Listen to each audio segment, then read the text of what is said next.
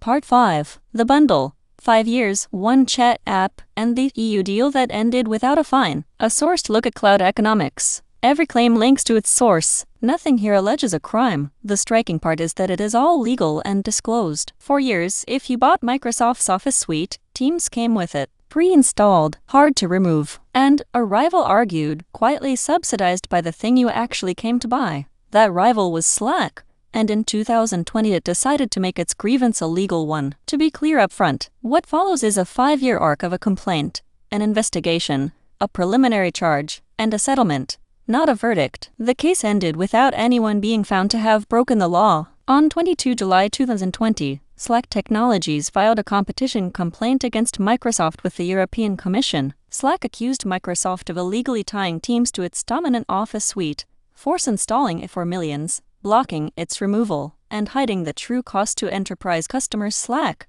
Quinn Emanuel. In Slack's own words, Microsoft had illegally tied its Teams product into its market-dominant Office productivity suite, force installing it for millions, blocking its removal, and hiding the true cost to enterprise customers. Slack. Those are Slack's words and Slack's allegations.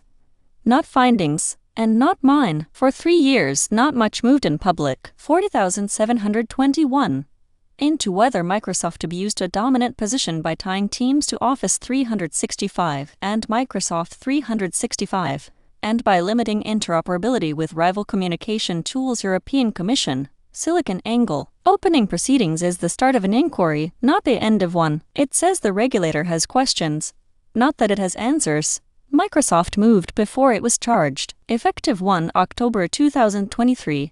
It unbundled Teams from Microsoft 365 and Office 365 across the European Economic Area and Switzerland, selling the suites without Teams at a lower price, about euros 2/month less, and offering Teams as a standalone product. Microsoft. This was Microsoft's own voluntary change, and Microsoft framed it as addressing the Commission's concerns. The Commission would later disagree that it went far enough. On 25 June 2024, the Commission sent Microsoft a statement of objections, setting out its preliminary view that Microsoft had breached Article 102 TFUE by tying Teams to its business suites. The Commission stressed the step does not prejudge the outcome. European Commission. TechCrunch. This is the boundary that matters, so read it slowly. A statement of objections is a preliminary charge, not a ruling, as TechCrunch put it at the time. No final decision or fines have been imposed. TechCrunch. And in that preliminary assessment, the Commission's view was that Microsoft's 2023 unbundling was not enough, that further changes were necessary to restore competition. TechCrunch. The first fix, in the regulator's preliminary telling, needed to go further, so Microsoft came back with more. In May 2025, it proposed revised commitments, offering the suites without Teams at an appreciably lower price, giving customers recurring chances to switch, building interoperability for competing tools, and letting customers export their Teams data. The Commission opened those commitments to a market test. Microsoft, Slaughter and May. Microsoft's framing of its own offer was confident. It said the commitments represent a clear and complete resolution to the concerns raised by our competitors. Microsoft. That's Microsoft's characterization of its own proposal. On 12 September 2025, the Commission accepted Microsoft's commitments and made them legally binding under Article 9 of Regulation 1/2003. TechCrunch.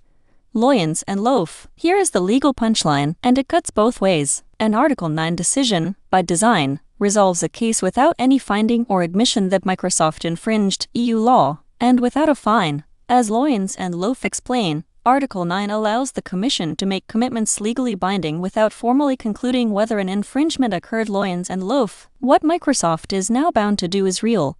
The commitments run 7 years, and the interoperability and data portability obligations last 10 years, overseen by a monitoring trustee. TechCrunch. Loyens and Loaf. The Commission's competition chief, Teresa Ribera, said the decision makes binding for 7 years or more Microsoft's commitments to put an end to its tying practices. TechCrunch. Then the complaints fell away. Following the market test, both complainants, Slack owned by Salesforce and AlphaView, withdrew their complaints against Microsoft. CNBC. A withdrawal is not an admission of wrongdoing by anyone.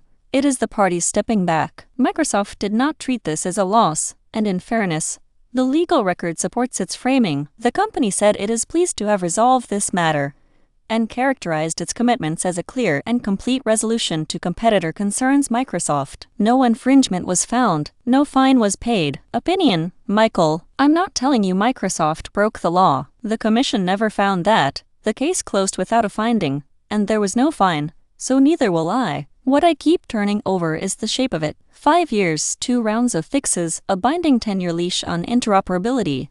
And the trigger was simply a chat app writing in on a product you'd already decided to buy. You don't need a villain for default installed software to bend a market. You just need the bundle to be the path of least resistance. The tell, for me, is that the first fix wasn't enough and the second one runs a decade. That's not the language of a non-issue. Bad systems, not bad people, and a commitments file that will be quietly enforced long after the headlines move on. You don't have to take my read. The complaint, the statement of objections, Microsoft's own announcements, and the law firm breakdowns of the Article 9 decision are all linked above. Judge them yourself. Every number in this video is in the company's own filings. You do not have to take it on faith. Check each source yourself at the Evidence Explorer, linked in the description. This was part 5 of a source series. Bad systems, not bad people.